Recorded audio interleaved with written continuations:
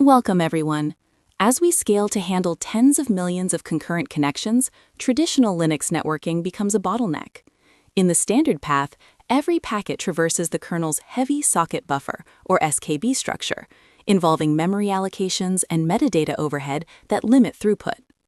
This is where XDP, the Express Data Path, changes the game. By executing eBPF programs directly at the earliest possible point in the network driver, we can process packets before they even reach the kernel stack.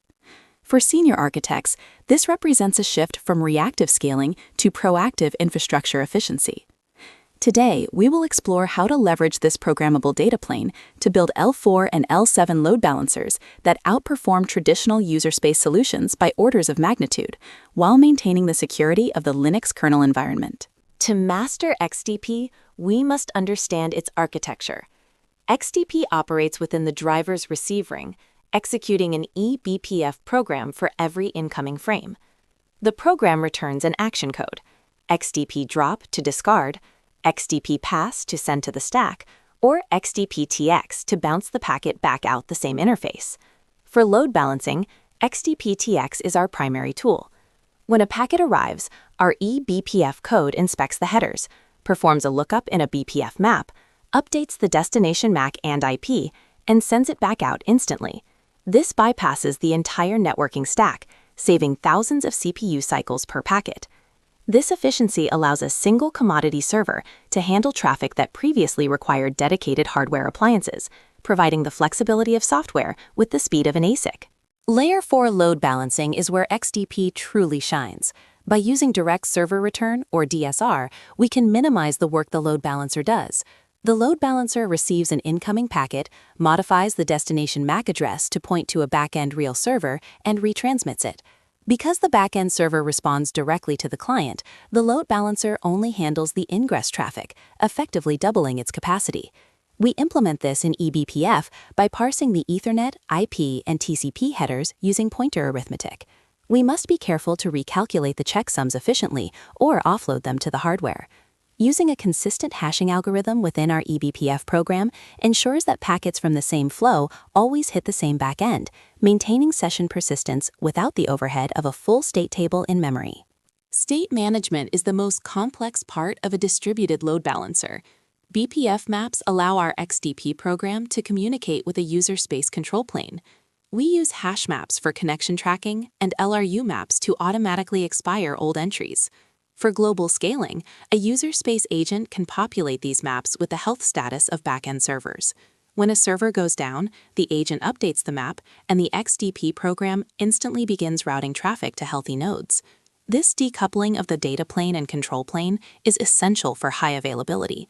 Furthermore, we can use per CPU maps to avoid lock contention, ensuring that our load balancer scales linearly with the number of CPU cores in the system, even under extreme load. XDP operates at the packet level, which makes Layer 7 load balancing, like HTTP header inspection, inherently difficult. XDP does not have a built-in TCP stack. It sees individual packets, not streams. To implement L7 features, we typically use a hybrid approach. XDP handles the initial heavy lifting, like DDoS mitigation, SYN flood protection, and L4 routing. Packets requiring deep inspection are then passed to the kernel or a user space proxy like Envoy using XDP pass or AF-XDP.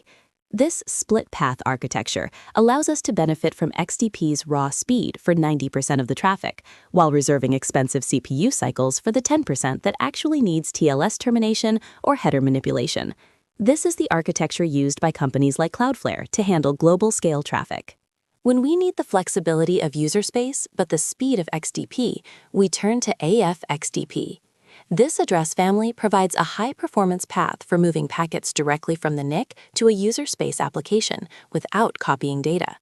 By using a shared memory area called a UMEM, the kernel and the application can exchange packets via ring buffers. This is ideal for L7 load balancers that need to perform complex logic in languages like C++, Rust, or Go. AF-SDP can reach speeds near DPDK, but with the advantage of remaining within the standard Linux ecosystem. It allows us to build custom protocol parsers and advanced load balancing logic while maintaining the ability to fall back to standard kernel networking for management and monitoring traffic.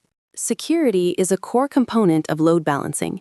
XDP is perhaps the most effective tool for DDoS mitigation available today. Because we can drop packet at the very first stage of processing, we can sustain millions of packets per second of attack traffic without crashing the server. We can implement sophisticated rate limiting and blacklisting using BPF maps. For example, a XDP program can track the rate of incoming SYN packets per source IP. If the rate exceeds a threshold, the IP is added to a blacklist map, and all subsequent packets are dropped with XDP drop. This protects the backend resources from being overwhelmed, ensuring that legitimate users still get through even during a massive volumetric attack. This is load balancing in its most defensive form.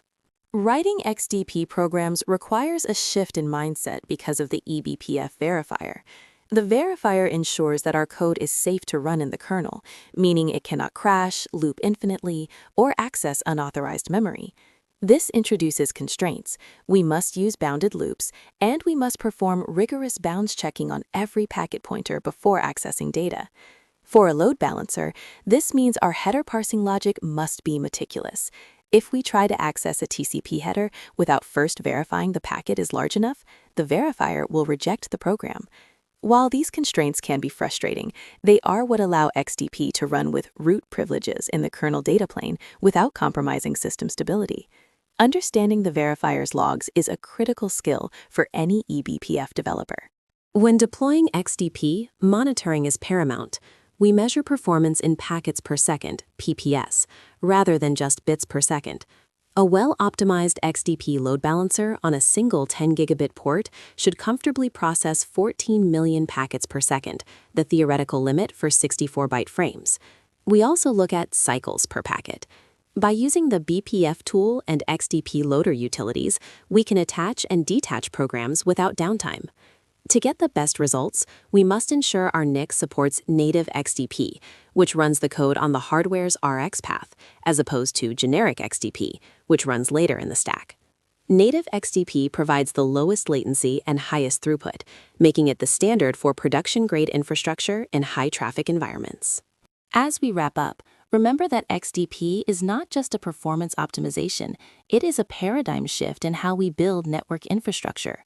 By moving logic into the programmable data plane, we gain unprecedented control over packet flow, security, and scalability. Whether you are building a global L4 load balancer like Facebook's Katrin or implementing complex DDoS protection, XDP provides the tools to handle modern traffic demands on commodity hardware. Start by identifying your bottlenecks, experiment with AF_XDP for L7 logic, and always keep the eBPF verifier's safety rules in mind. The future of networking is programmable, and with XDP, you are at the forefront of that revolution. Thank you for joining this deep dive into high-performance load balancing.